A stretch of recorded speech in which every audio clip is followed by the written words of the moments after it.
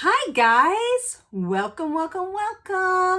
This is another episode of Evil Lives Here. So I'm excited. Thank you for being here. And yeah, there's a lot to get to, a lot to unpack with this episode. It's not quite as heavy as some of the ones in the recent that we've been doing, but this one's not easy. I mean, yeah, not easy at all. So let me get right into it. Hello, hi, my name is Erin. This is Ageless Beauty with Erin. And today's episode will be an Evil Lives Here. So if you've never been, welcome. I'm glad to have you. And what I do is on Investigative Discovery, there is a TV show called Evil Lives Here. Now, they're in like 17 seasons. So if you're watching and you want to check it on your local programming, whatever TV provider you use, go for it. However, I started in season 1 and now I'm on season 4, episode 5. So I use an app. It's a Discovery Plus app to watch my episodes. I take my notes, which you'll see me right here. If I look over here, that's what I'm doing. I'm reading my notes. And yeah, we will discuss it. Now, while we would discuss this, I will be doing makeup. So yeah, some of that sometimes confuses people, but this is a beauty channel. This is a way that I keep busy while I talk about the show. I have a really bad habit of my hands, and if I'm got something in them and I'm doing something, then it doesn't seem as awkward. If you want to know about the makeup, when I'm doing the Evil Lives Here, I do not talk about the makeup. So I will not like pick something up and say, this is so-and-so and we're using yada, yada, yada. I will post what I'm using down below. If you have any questions on that, let me know. Because basically I would just put the brand. I don't necessarily go into depth. But if you want that information, hit me up. I'm always glad to help. Otherwise, check down below. I have some links, some ambassador codes where products that I use and love, you get a discount if you use my code. So check out that link, check out that code.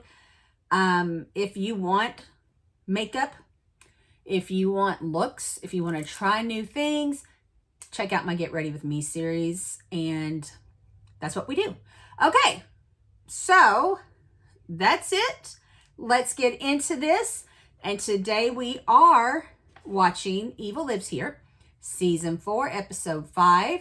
Something Wasn't Right.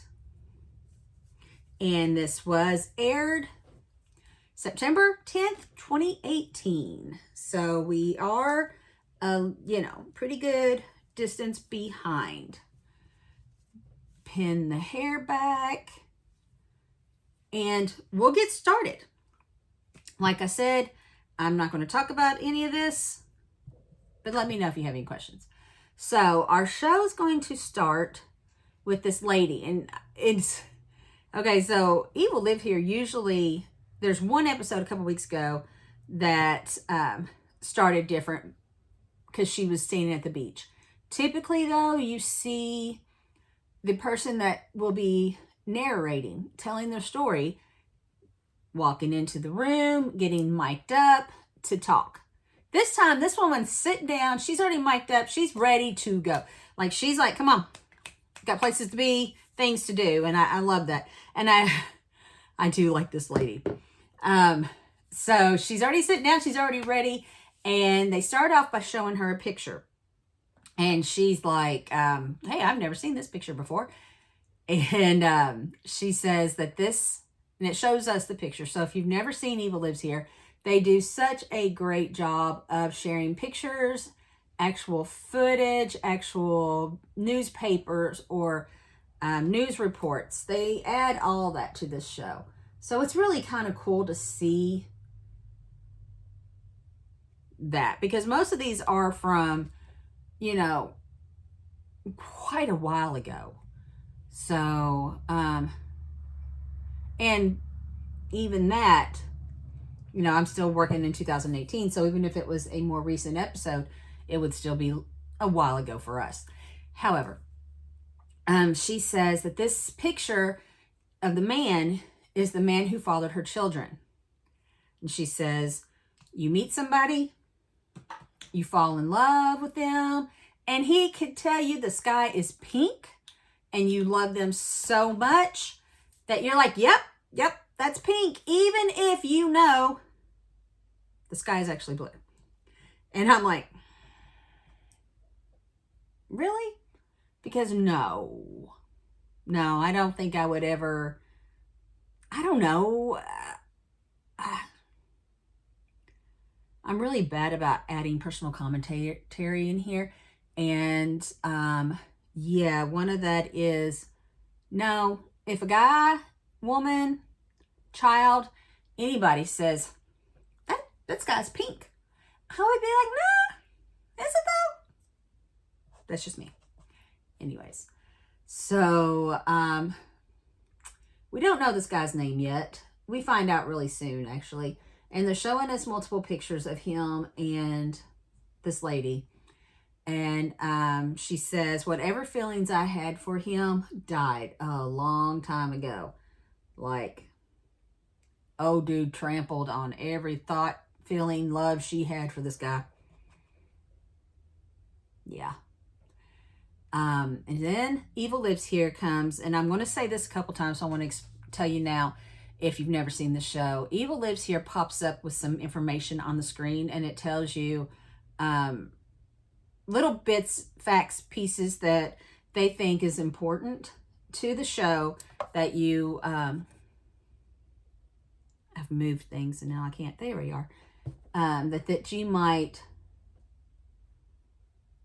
need to know. And it's telling us now that Beverly Brooks, she's the lady that's going to be narrating this episode, waited 29 years for her ex-husband, Reginald Brooks, to die. All right, then. Just tells you what we're walking into, I believe. Sets the table really nicely. And then Beverly comes back and she tells us how she met Reginald, or Reggie, as she will call him. And it's kind of what I do out as well, because when she's telling this, I'm writing it. But she says, when she met him when she was still in school, and he was older. So I'm assuming high school. It doesn't really state, but I do think she was still in high school, and he was older. He was already out of school, and so on and so forth. But she said he was very gentle, kind, attentive, very good looking. She called him smooth. And I'm like, that just described every serial killer I've ever watched an episode on. Yep. That's him. He was smooth. He was good looking. He was handsome and kind. And so, yeah, I don't know how much faith I put in when someone says, yeah, he was so cool. Anyways, sorry. She says, while they were dating, she got pregnant. And he was excited. Like, he wanted a family. He wanted kids. He wanted marriage. You know, that was everything for him. And she said, so that's what they did. They got married. So, he was happy. They were getting married. Made sense. That's what you do. And she says they got married November 21st, 1964. So that's exactly what you do back then, too. And she said it was surreal, was the exact word she used. And she said they were happy, and she thought they were going to be together forever. Like, she was always of the belief that marriage was forever. Happily ever after, right off to the sunset, to death do us part. So then Evil Lives Here comes up and says that Beverly still can't believe the evil Reginald was capable of. ... But there had been signs. And if you've been watching with me, you know why I did that in that way. Anyways, so now we're seeing quite a few pictures of Reggie, and Beverly. And in one picture, she's pregnant and they're holding a kid that looks maybe a year old. And I'm thinking, she says they had their second child and they were still getting along very well. And I'm thinking there was probably maybe a year and a half difference in age. We'll find out here towards the end, the difference age of the kids. But she said the only thing she ever really worried about was that Reggie, kind of wanted to keep her to himself. Like, he did not like going out places, did not want her to go out places. So she tells a story, and she says her favorite uncle was in town. And she doesn't say where from or how often she actually got to see this guy, just that he was in town and he was over at her mom's house. And they called her wanting to see, you know, if they wanted to get together. And she was very excited about this. And she's like, yes, I'd love to see him. Like she said, he was her favorite uncle. So she invited him over to her house. Well, needless to say, that didn't sit very well with Reggie. He didn't want anybody over. He didn't want to go out. He didn't want to entertain anybody, is what he told her. And he told her, he said, cancel. Well, I don't know, honestly, if she tried to cancel. I mean, think about it. They got married in 1964, I believe. And cell phones weren't a thing. So I'm going to say this might have been a few years into the marriage. So it's still in the 60s. And cell phones were not even thought, I don't know, I won't say that. But they were not available to the public. So I don't know if she actually tried to call the landline again. Because when they did this, and they did a reenactment, it showed her on a landline talking to her mother and uncle. So I only assume that she tried to call him again on the landline and couldn't get through. They probably already left. So she had no way to cancel and tell them. And they showed up at her house knocking on the door. And I want to say, as a mother, this would have concerned me. And I'll tell you why here in a minute. But she says that Reggie wouldn't let her open the door. Wouldn't let her answer this door. And her mom and uncle are knocking and knocking and knocking. And she's not allowed. Oh, I hate when they say that. But she's not allowed to answer the door. So, yeah. And she said eventually they left. And then she's like, I was so embarrassed after that, I didn't even go over to their house to explain. And I'm like, really? What eventually did you tell your mom and uncle? Because here's where I have a little bit of an issue on that. Because if I went over to my child's house who tells me they're going to be home and they invite me over and then they don't answer, I'm going to be concerned something happened. Like, are they laying inside their house dead? Is there, an accident? Whatever. So I would have been like, could you at least tell them something was wrong, that you couldn't answer the door? I mean, I don't know. Just me. Maybe I'm reading more into it, but if that had been my child, I would have been concerned. I'm just saying that. So she said she was very young and naive. And she just kind of let these things happen as normal.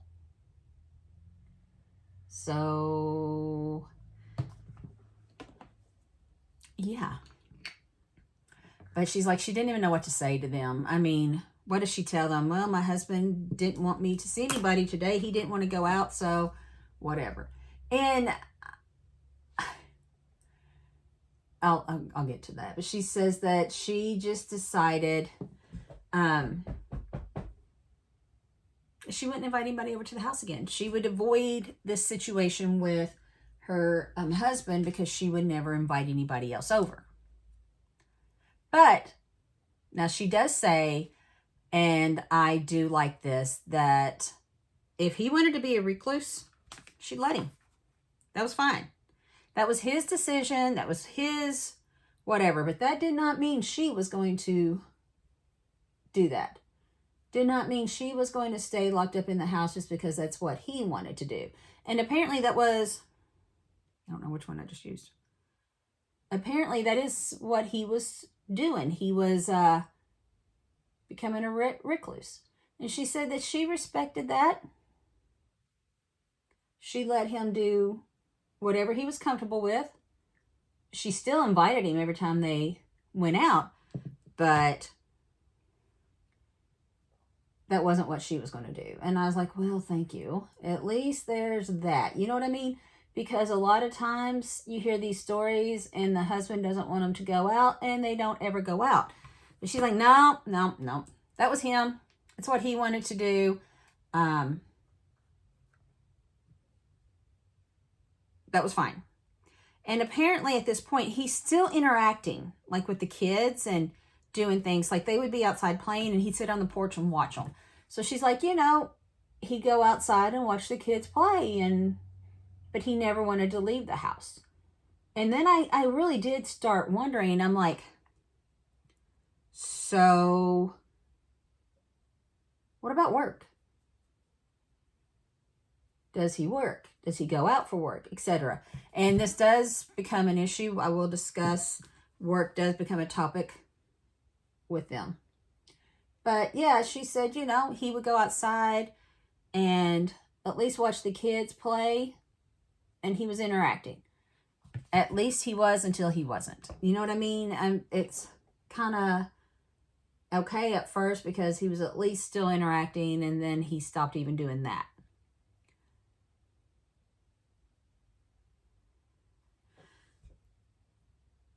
And then she says something which doesn't surprise me.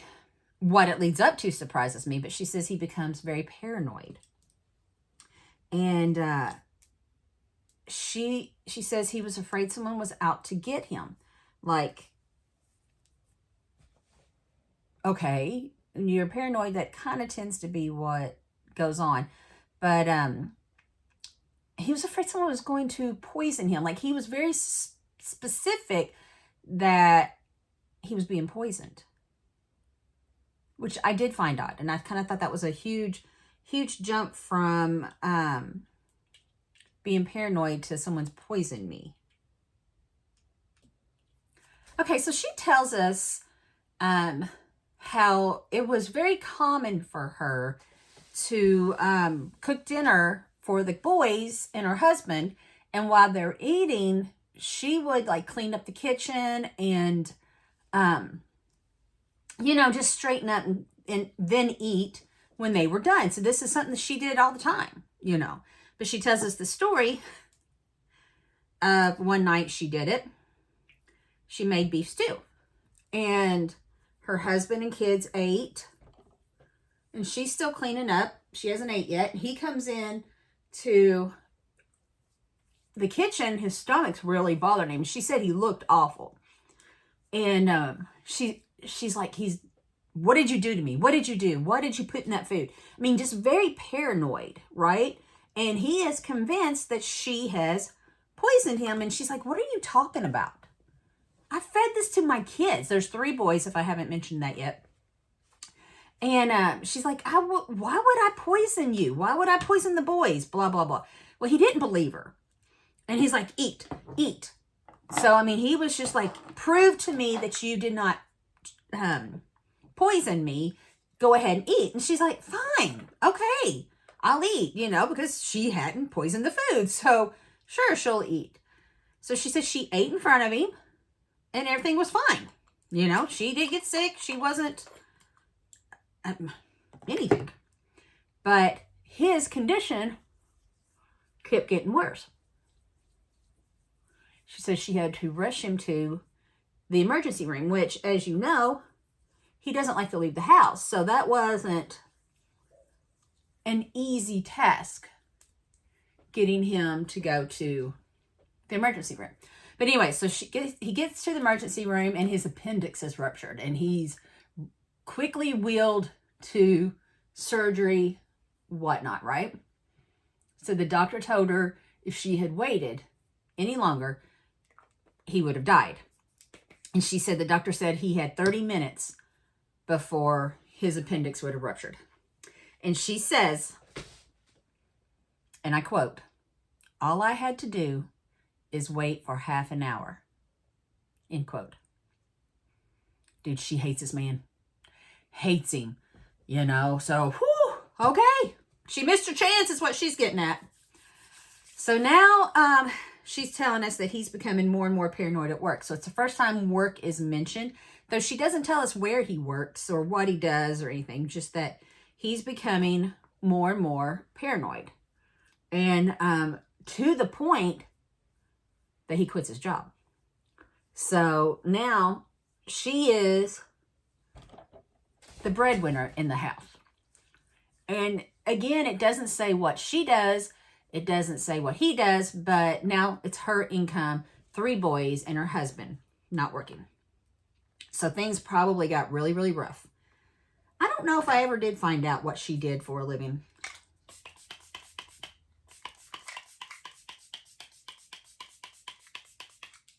I don't know. So anyways, she tells us another story where her kids are teenagers and still don't know ages, but they're teenagers, and they would have friends over to the house. And Reggie would go and stand in, he'd go to his bedroom and just stay. He would run to the bedroom and stay. Didn't want to be around when there's company. And he would, like, if you got your door, he would crack the door open and he'd be standing there. So he's watching the boys and their friends, and they're like, "Mom, make him stop. It's weird. He's creeping us out." Whatever. Valid. And she would say stuff like, "Don't worry about him. He's harmless. He's just, going through whatever he was going through." She was like, he just lost his job, which he quit. He didn't lose his job, but she's like, he's not working. I don't know. She's giving him excuses. He's being like super creepy, and she's making all these excuses, and the kids are like, stop. So, but yeah, she would make excuses for him. He wasn't hurting anybody. He was just acting a little strange. Just give him space, right? Just give him some time.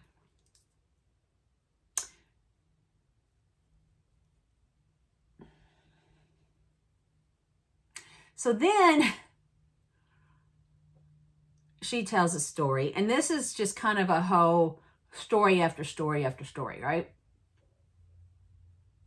We're learning what she lived with, what she went through living with Reginald, but she tells us the story where, he was up all day, up all night, watching TV.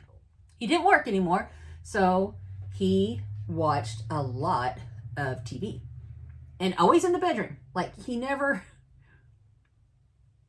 I won't say never, but he didn't leave the room very often. So she said, from the time he got up, time he went to sleep, he watched TV. And he left his TV on.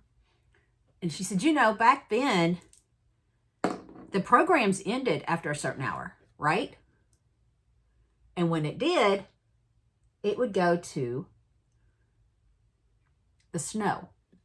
Now, I'm hoping everybody understands what I mean when I say that. But after hours, the TV would get white, snowy, right? And it would be all staticky. Kind of creepy. Think, you've seen the movie, The Poltergeist. When the little girl is talking to the poltergeist through the TV, that's the white staticky snow. So, obviously the story is not quite as creepy as the Poltergeist movie. But, she said, you know, she's trying to go sleep. She has to go work in the morning. And she's asking him, are you going to turn that off? Are you going to turn that off? She said he never answered her. He wouldn't get up and turn it off, but he never answered her. And she was stubborn too. So she wasn't going to get up and turn it off. So she said she struggled trying to find a way to go to sleep with this TV like this every day, every night. And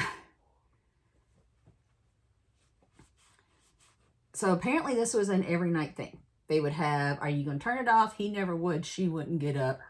End of story, right? Well, she says something that really kind of, it just kind of made me go, But she says, Reggie wasn't physically abusive. But she wasn't trying to get there. And I'm like, so did you think he could get abusive?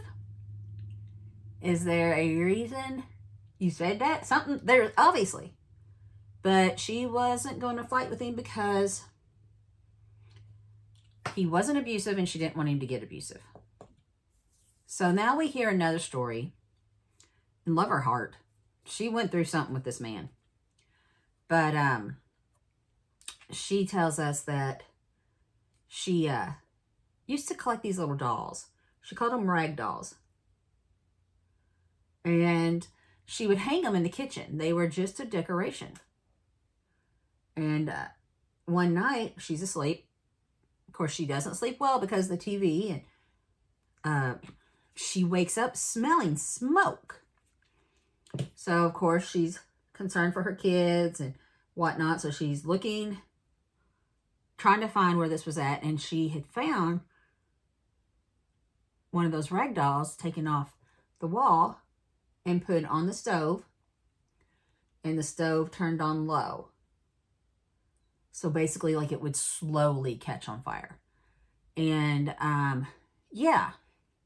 She said it wasn't... It was... She could grab it and put it in the sink and put some water over it. Had just basically happened. But she's like... She was kind of freaked out, which... Valid. She said she went to the bedroom. Reggie's in bed. But he's awake. And she's asking him, why would you do that? We have kids in this house. Why would you, try to hurt somebody? She said, what is wrong with you? And of course, he doesn't answer. And she says this multiple times throughout the show. And it's very, I hate to keep saying irksome, but it irked me.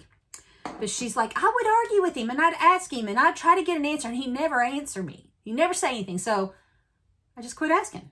And I'm like, I get that. I do. But at the same point, this isn't light stuff that he's doing. He set the house. He's trying to set the house on fire. Oh, well. So then she tells us her youngest son, and I'm not laughing because it's funny. I'm laughing because it is ridiculous. But her oldest son, not her oldest, her youngest son, had a little stuffed animal. It was a little dog. And he slept with this little dog. And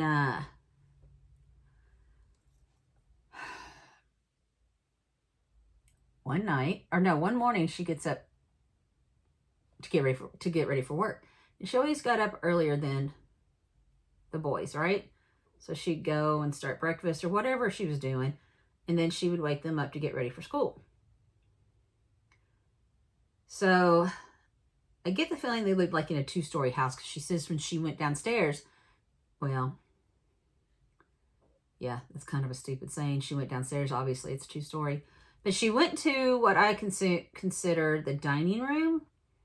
She said that she saw something hanging off the chandelier. And she thought the boys were just playing a game. And the toy got stuck up there, right? Now, my husband plays this game. It's called Ceiling Fan Ball. You throw a little foam ball, rubber ball, something up. It hits the ceiling fan, spins around, and you try to catch it wherever it goes. Now, I'm not saying that's what they were doing or what she thought her sons were doing. But when she said she thought they were playing a game and it just got stuck up there, that's the first thing that came to mind. So, I don't know. I wasn't like surprised or put off when she said that, because I'm like, yep. In my house, that's very reasonable, you know? So kids doing it, and I've got a grown man. So anyways, sorry. It's just that's what kind of crossed my mind when she was talking about it. But she says she went to get it down and she noticed that, that's not in fact what happened. Now, little puppy dog, stuffed animal, just remind you, had been hung up on the chandelier by a noose. So a noose had been tied around the pup's neck and he was hanging. Now, she said, obviously, that's bad enough. But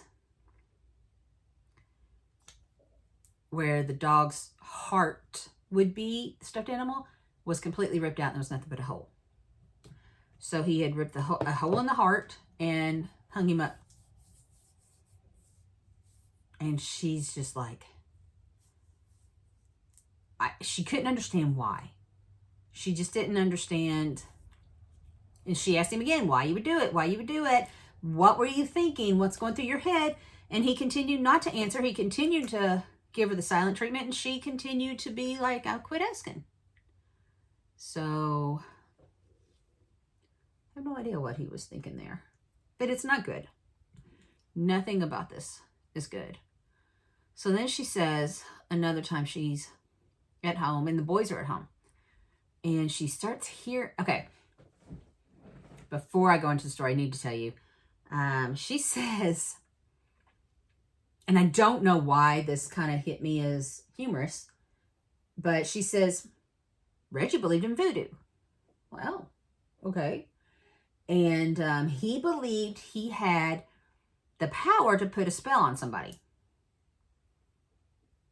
Okay. I wasn't expecting that. Like, at all. Nothing about that statement I would have expected. But, so he believed in voodoo. And she's like, she didn't think much of it. Like, whatever. Everybody has their own beliefs. It was harmless. It was harmless. So she never gave it much thought. Then she says, but after the doll incident, I started to get a little worried. So then she tells us a story of one day, her and the boys are at home, and Reggie's in the bedroom, which is not surprising, right? Door shut, and she starts hearing this chanting coming from the room. And it's getting louder and louder, and I only laugh because I'm uncomfortable. But just very weird. She said it's just, he is chanting and he is casting spells. She said she didn't know what to do, and he wouldn't open the door. She tried to knock on the door. She tried to get him to come out. She tried to get him to talk to her, and he wasn't opening the door. He wasn't going to talk to her. He was in the middle of whatever he was in the middle of. She said, I got scared. I called the cops. So the cops come over. She said when the cops get there, he is still chanting and doing whatever he's doing. She's like, he is still going full blown at this. And the cops knock on the door. tell them, hey, this is the police department, whatever that is, the cops say, right? And can you open the door, whatever. And Reggie opens the door, which I think at face value shocked Beverly to begin with, because she had been trying to get him to open the door and nothing. He wasn't going to open the door. He wasn't interested, whatever. So she said the cops go into the room. She said they're in there 15, 20 minutes, right? She said, I didn't go in. She said, I had sent the kids to the room. I'm making sure they're okay. You know, she trusts that the cops had this taken care of. And then after 15, 20 minutes, cops come out and tell her they're leaving. And she's like, what do you mean? Are you taking him with you? And they're like, no, we're not. We have no grounds to take him. He's not hurt you. He's not hurt the kids. He's answered all our questions. He was very coherent. She says, we just don't have a reason to take him. And she's like, can you take him to the hospital? Anything. You know, he needs help. They wouldn't. So they left. And she said that she took it upon herself to call the hospital and ask for help. What do I do? He's doing this. He's acting this way, whatever. And they told her, like, you really need to get him here. He really needs to come into the hospital. And she's like, I knew that wasn't going to happen. He won't leave the house. She's like, how am I supposed to try to get him to the hospital? So she was kind of stuck. And I really hate the stories when the cops are like, well, if he does something to harm you or the kids, just call us. We'll be right back. We'll come right back. Whatever, you know. Why do we have to wait till we are in danger? I don't know. Anyways. So she felt stuck. She couldn't get him to the hospital. The cops wouldn't take him. She wasn't going to be able to get him to go out. And he was just really acting weird. So she says after that, Reggie's paranoia just became like over the top, crazy. She said he even went in and like removed all the phones.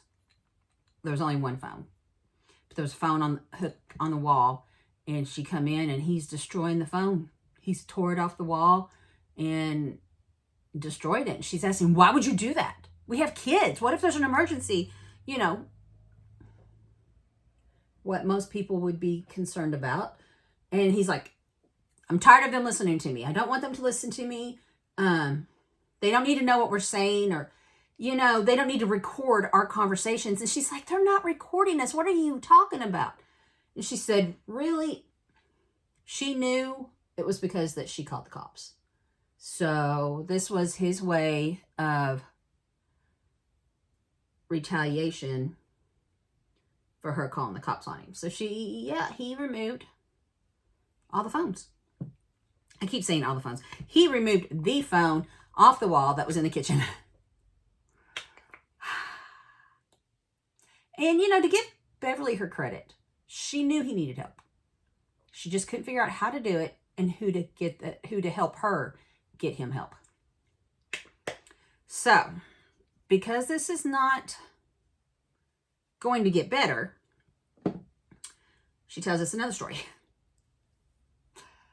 Oh, and she says that she woke up one night hearing this really loud commotion, this fighting and screaming and whatever. And she says Reggie had their oldest son beating on their oldest son.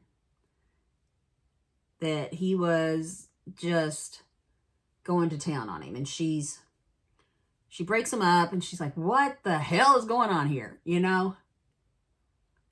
And Reggie's saying, he knows what he did. He knows what he did. And she's asking her son, what did you do? He's like, I have no idea what I did. You know? And he's like, oh, he's lying to you. Blah, blah, blah. And Beverly says, you know, our boys were really good boys.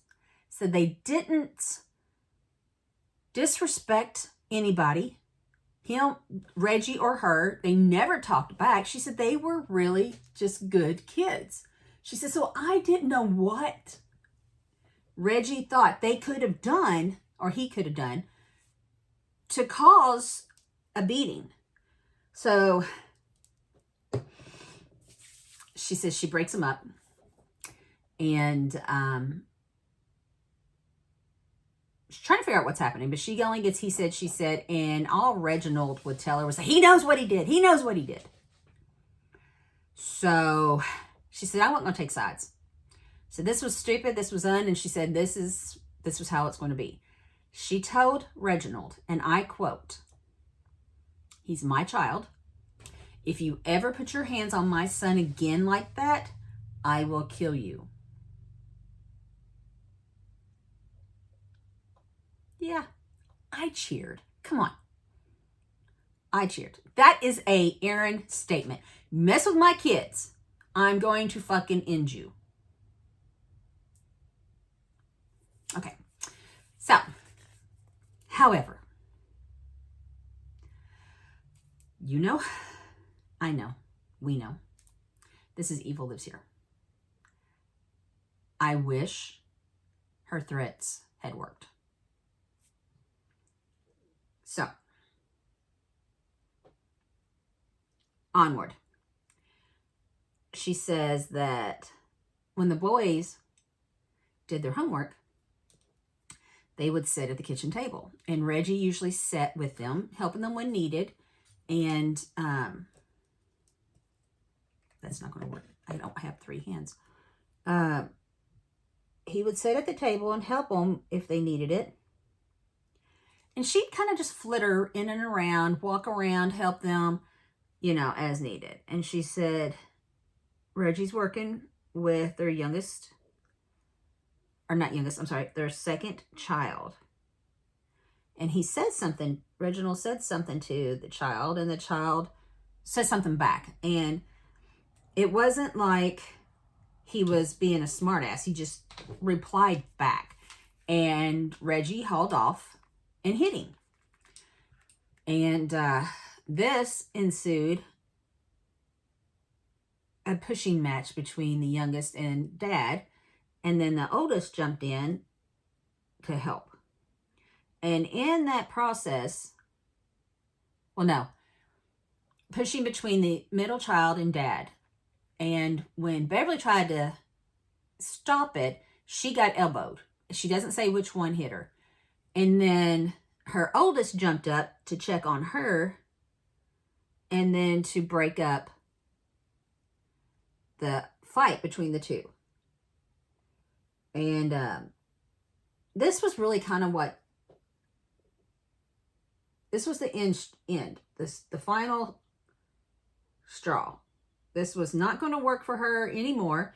She was done with Reginald, you know, protecting her kids. But she said, she told Reginald that. She said, I'm done. And, oh, I forgot to tell you. Sometimes when you think you know the story, you got to go back and look. When Reginald was pulled off, because both boys ended up having to get him on the floor and kind of sit on him to get him down. He was enraged. He was fighting them. He was whatever. He was not backing down. This is Dad. And while this was going on, he kept yelling at the boys, you're dead meat. You're dead meat. So he was threatening to kill him. And he said it multiple times. So after that, you know, Beverly was like, yep, final straw. I was done. And she told him, she said, me and the boys have a place. You need to leave. So she's trying to kick him out of the house. Wish she would have tried harder. And she said she had some cash. She threw it at him. She said, here's some traveling money. Take it. Take it as far as it'll take you, but get out. And she says, he didn't go anywhere. I don't understand. Why didn't she call the cops? She said that they told her, you know, call us if he does anything to hurt you or whatever. And I know nowadays you can, like I said, I don't know the laws back in probably the 70s, early 80s, whatever. I don't know the laws on how to get rid of a spouse in that time. I really don't. But I've got to think you could still have them physically removed by the cops. I don't know. However, he didn't leave. But she tells the kids. So her thought was when she divorced him, she'd be able to get him out. And she went and got a lawyer and started the proceedings for the divorce.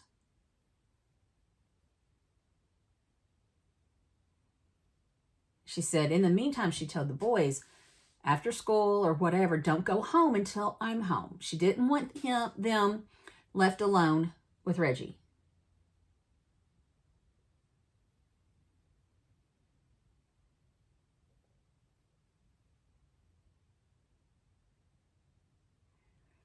And she's like, really doing her best until paperwork's filed and he is forced to leave the house.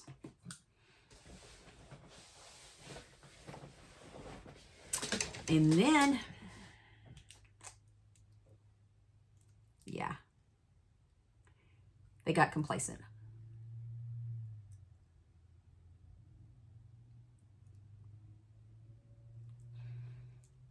There had been no more episodes with Reginald. Things seemed to be fine. So one Sunday, she decided to go to work for a few hours. And left the boys at home with Reginald. She said after work she had some errands to run, but she just kind of had that thought, you probably need to go home, check on the kids before you go out again, you know. And so she went home. So when she got home, it's the first time she's mentioned a dog. She said their little dog didn't come run into the front door like he always does. She thought that was weird, but nothing yet to like raise any suspicions. So the house was very, very quiet. And she thought the kids were still asleep. Said, oh, come on, sleepyhead. So she goes and she tries to wake them up. But nobody was responding. So she goes into the room, and there's really no easy way to say this. It doesn't get graphic or anything, so I don't know if I need a trigger warning, but so she went to the rooms, like opening up the blinds and the windows, trying to wake the kids up. And she's at her oldest son first. She goes back, pulls back his covers, and he's in bed.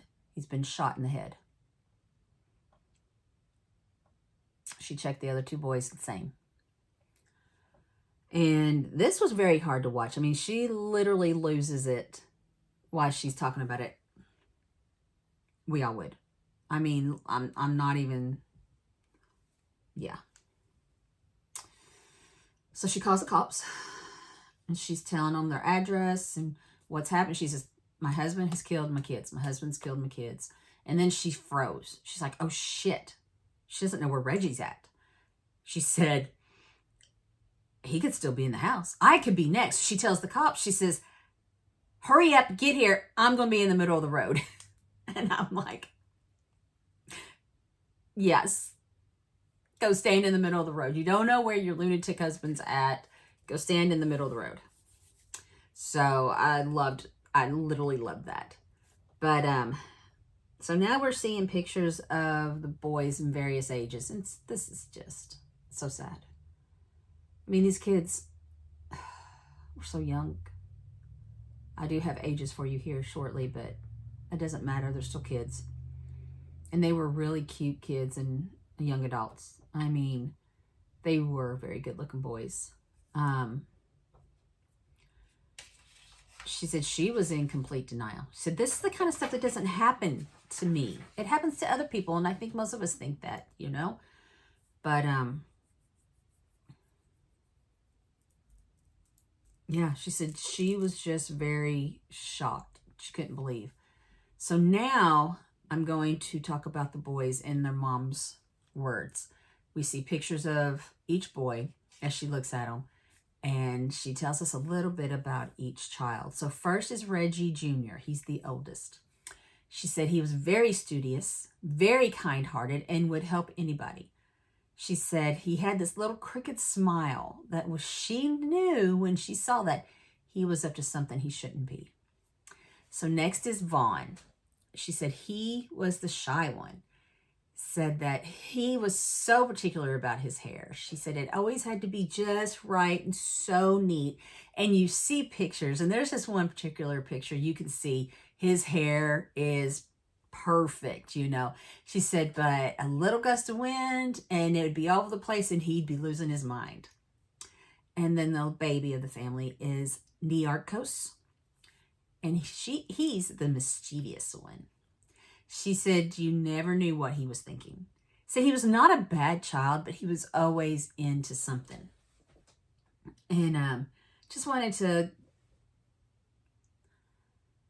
you know, a lot of times I try to go back and look at the victims, and I'm only reading secondhand. Now I wanted to be able to tell you what their mother said about them. So she said losing her boys was something you could never get over. She said the thought that you can never hug or hold your child again. And I'm telling you, that just devastates me. Just devastates me. So now Eva Lives Here tells us that after killing his 3 boys, Reginald Brooks disappeared and Beverly hid at her mother's house. So then she's like, she says at one point she never went back into her home. So I really don't know if it's like ever, or during this time, you know, I really don't know, but she states it. She's like, I never went back in that house. So I can honestly say I'd have a hard time going back to that house. But she said that she was on pins and needles. She didn't know where Reginald was. She didn't know what he was doing, where he would be, what he would be doing. She said, I'm assuming when she moved in with her mom that her sister and her husband lived there. If not, they were there a lot, because she said her brother-in-law sat in the living room with them with a shotgun. He was ready. He was like daring Reginald to show up, right? And he did that every day until Reggie was caught. So Reggie had ran to Utah. I had to figure out, I do find out how all this happened, because it just said he ran to Utah and he was caught. And they brought him back. He had 2 baggage claim tickets on him, but only 1 baggage. So after searching, they found the second suitcase underneath the bus, and the gun was hidden in that suitcase. And Beverly's like, to this day, well, that's not quite accurate, but Reggie kept claiming he was innocent. He didn't do that. And she's like, who else would have done it? Who else had all the reason to do it? Who else, you know, had the gun? He was caught with a gun. She's like, he wasn't innocent. He was definitely guilty. So she says she doesn't see him again until court. And that's when she's in there testifying and answering questions. And she said the whole time I'm answering questions, you know, she's sitting in her chair and he's whatever over here, and with his defense lawyer. And she's like, and I quote, can I reach him? Can I get to him before they get to me? End quote. She was like playing it in her head as she's answering these questions. I just need 2 seconds. 2 seconds to end him. She's like, that's all I needed. She wanted him dead. I get it. I would too. And she said she would have gladly gone to jail for killing him, because at that point she had nothing else to live for.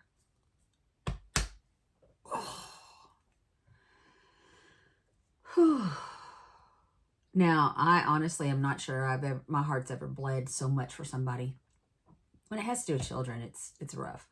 couple weeks ago, I did a story with Candace, and that one was harder than this one, just because of everything around it. But God, damn, it's hard. Hard. So Evil Lives Here tells us that on November 30th, 1983, Reginald Brooks was sentenced to death. And Beverly said when she heard this, there was a sense of relief. There was. Because her boys were going to get justice. But it would be 28 years before that justice was met out. So, Evil Lives Here tells us that on the day of his execution, Reginald had a surprise. So, Beverly says that her and, I'm thinking it was probably her mom and sister, made t-shirts to wear to his execution. And it was just a white t-shirt, and the top of it said, "In memory of," then it had a picture of the three brothers, and then underneath it said Brooks Brothers. She wore it to the execution in hopes that Reggie would see them and see that they were supporting, that justice was being done for those boys. And when the warden asked Reggie, "Do you have any final thoughts, any final words?" he said no.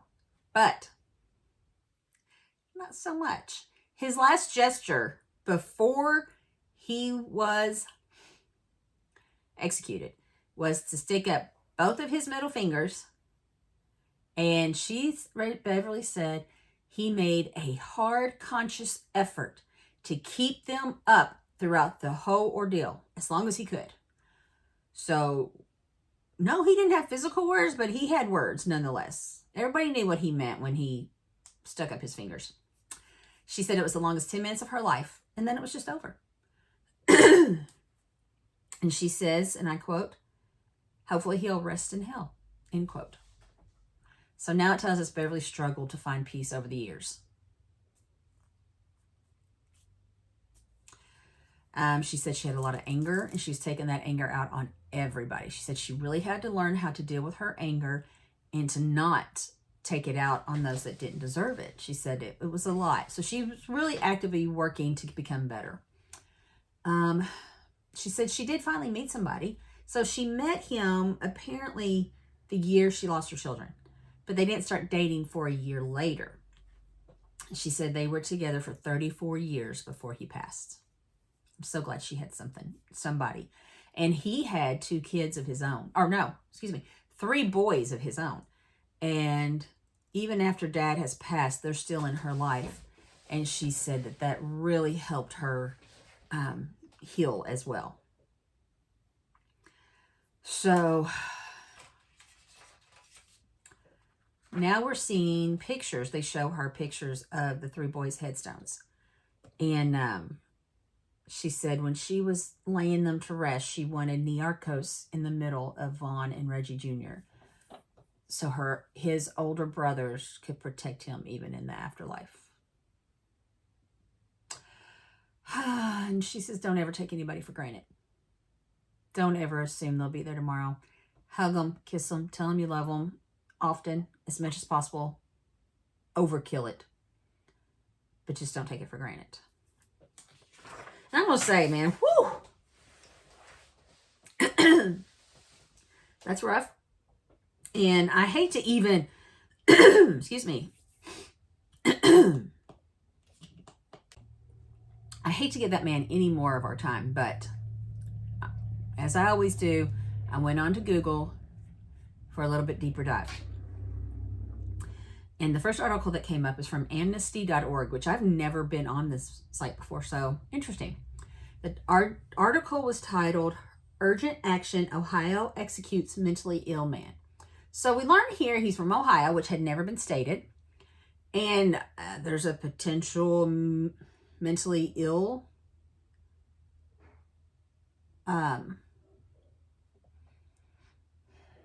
defense. Not surprising, but it's never been mentioned. Okay. So it says the governor at the time denied clemency due to his mental illness and granted the death penalty.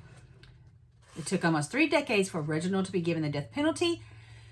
And I'm thinking it probably has to do with this defense of mental illness. Now, I will come back to the amnesty.org here in a minute, but we're going to go on and look at cleveland.com. So on the article here says Reginald Brooks executed for murdering his 3 sons. That's the title of the article. And it tells us, Reginald Brooks, who killed his 3 sons while they slept in their East Cleveland home in 1982, showed no remorse and refused to give a final statement before his execution on Tuesday. He sent another message instead. Brooks extended the middle fingers of both hands while they were strapped him to the gurney in the execution chamber. So that was a direct quote from the article. And that's exactly what Beverly told us as well. So here I find out the ages of the boys. Reginald Jr. was 17, Vaughn was 15, and Niarchos 11. So these boys never had a chance for life. Okay. So murderpedia.com, which I do really like this website, but it tells us, oops, sorry, I got paper in the... Reggie was born March 20th, 1945. He murdered his children March 6, 1982. He lived in Cuyahoga County, Ohio. He was executed by lethal injection on November 15th, 2011.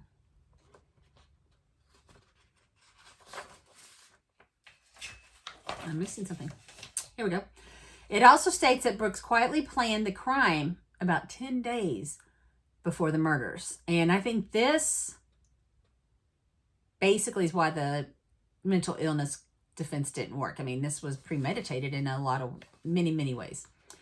This says 10 days before the murders, he obtained an advance on his credit card, traveled to North Olmsted to buy a .38 caliber handgun. A few days later, Beverly filed for divorce. Brooks was served with the divorce papers 2 days before the murders.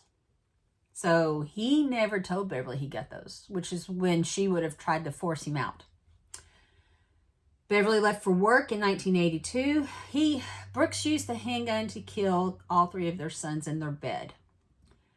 He was en route to Las Vegas when he was caught in Utah. And the murder weapon was found in his suitcase. So I couldn't find anything specific about his mental illness claim. So that's when I went back to amnesty.com. And in their article was the only thing I really saw. And it said, at the time of the crime, Reggie was mentally ill. So they're trying to say he wasn't mentally ill all the time, just at the time that he committed the murders.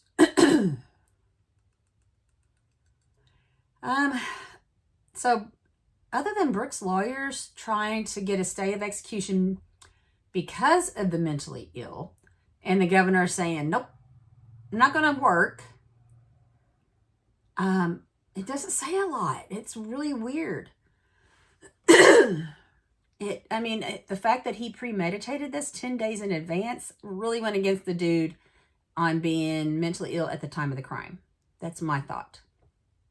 Then I ended up back at cleveland.com, where it states Beverly did not believe that Brooks was mentally ill when he killed the boys.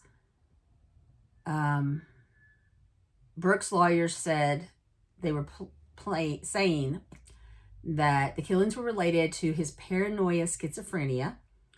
I don't know if he was ever truly diagnosed before. He probably went through testing or whatever after he was caught. I think that's typical. I don't know.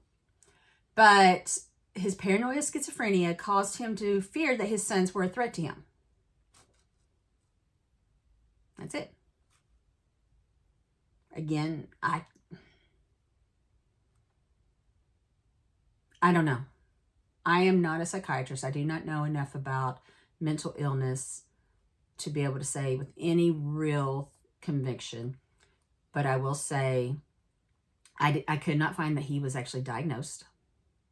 And I will say that his stay of execution was not delayed due to mental illness. Basically saying that the lawyers were trying to say that he did not have a rational understanding of his punishment. And the judge, the governor, whoever and everybody said that yes, he did. And I'm going to tell you, that's all I'm going to say about the man. I'm not going to give you any more, I'm not going to give him any more time. Normally, I would really want to talk about the victims, and thankfully, I was able to give you some thoughts and insights from their own mother, which I think is the best way to describe these boys, from mom's words. So, oh my God, the story was so hard. Just because anytime there's kids, it hits me different. Not that I want anybody to go through this. I mean, this is Evil Lives Here, so we're going to have a horrible story every time. But when there are kids and there's death of kids, it hits so hard. It just hits. Anyways, what'd you think? What'd you think of this look? Let me know below. Leave your comments, questions, anything. I will get back to you as soon as possible. And until next time, guys, goodbye.